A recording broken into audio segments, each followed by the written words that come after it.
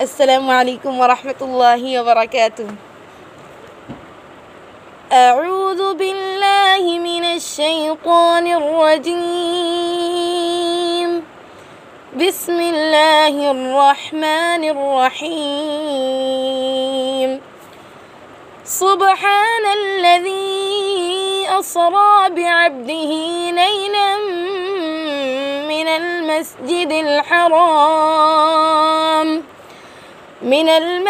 الحرام إلى المسجد الأقصى الذي باركنا حوله لنريه من آياتنا إنه هو السميع البصير.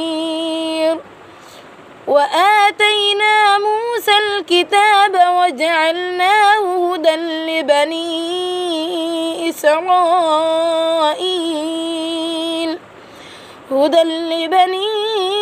إسرائيل ألا تتخذوا من دوني وكيلا ذرية من حملنا مع نوح إنه كان عبدا شكورا.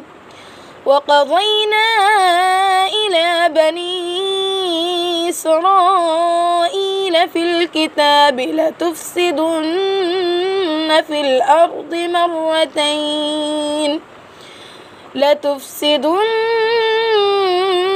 الأرض مرتين ولتعلن علوا كبيرا.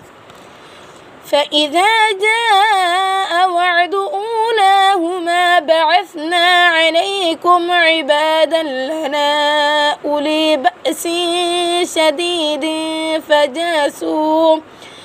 فجاسوا خلال الديار وكان وعدا مفعولا.